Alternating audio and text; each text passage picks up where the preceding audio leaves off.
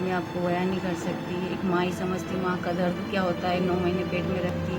आज कमा के खाने जैसा लायक बेटा हो चुका था मेरा, इस पुलिस की फायरिंग से चला गया। मैं सरकार से यही कहना चाहती हूँ कि औलाद की कोई कीमत नहीं होती।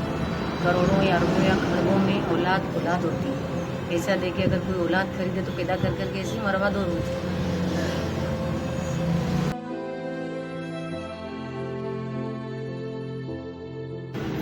वो 11th में पढ़ता था और पढ़ाई में अच्छा दिमाग था उसका, और वो क्वालिटी रखी थी, डॉक्टर बनना चाहता था। तो उसका बड़ा भाई भी पढ़ रहा था और वो या पिपलिया मंडी में मिडिल स्कूल में, गवर्नमेंट स्कूल में पैसे की तंगी के कारण उसे 1 साल गवर्नमेंट स्कूल में एडमिशन करवाया। फिर 11वीं पास करने के बाद उसका सपना था, बायो ले रखा था कि मैं डॉक्टर बनूंगा और मम्मी मैं अच्छी पढ़ाई करूंगा, तो कभी नौकरी मिली नहीं मिली तो खेती करेंगे।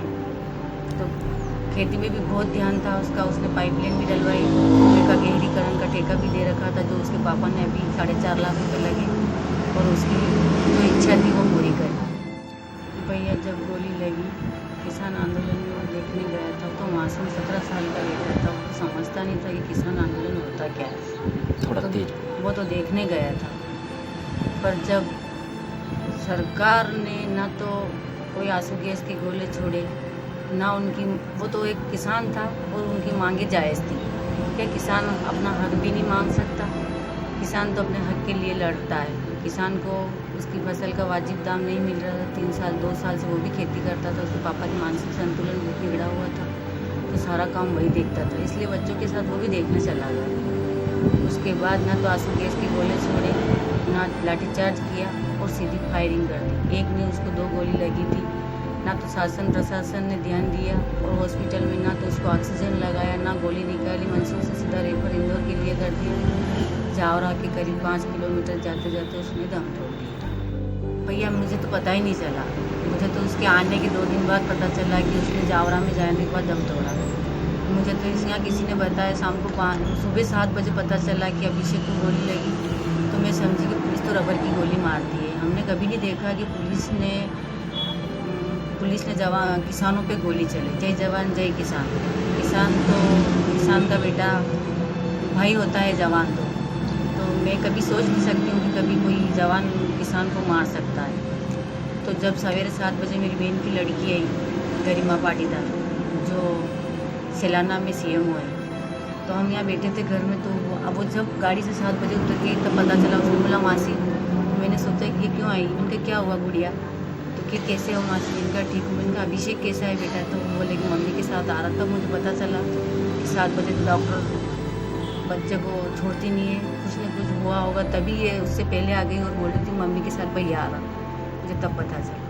बहुत मुश्किल से बीता है भैया, बहुत मुश्किल से बीता। हर पल उसकी याद आती है। जब सवेरे मैं दूध निकालने जाती थी तो वो मेरे साथ, हम दोनों गाय का दूध निकालते थे।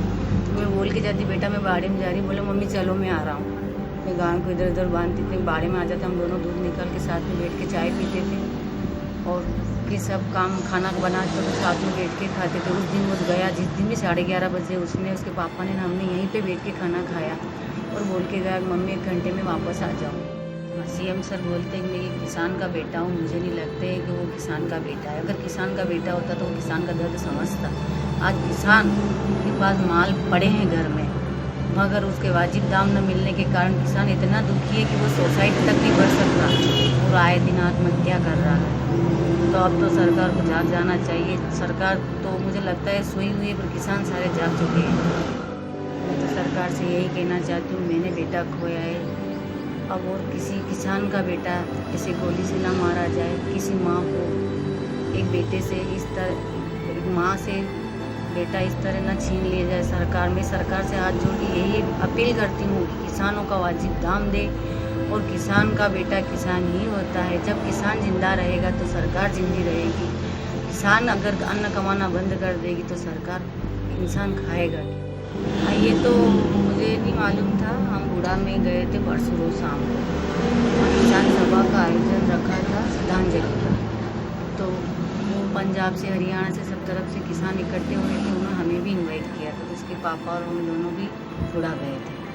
तो रात 11 बजे बेटे संदीप का वंतरा से फ़ोन आया कि पापा आप कहाँ हो, कि बेटा क्या हुआ, पापा आपसे बात करनी है, आप आवाज़ बहुत आ रही थी। पापा ने बोला बेटे मैं मंच पे हूँ कि नीचे उतर के आओ, कुछ बात करना है। तो उसके पापा नीचे उतर के गए कि क्या हुआ बेटा, कि पापा मुझे एचएम साहब का फ़ोन आया था, वो बता रहे थे कि कल राहुल गांधी की बिटिया मंडी खोखरा गाँव में सभा है, तो आपके घर से कौन जाएगा।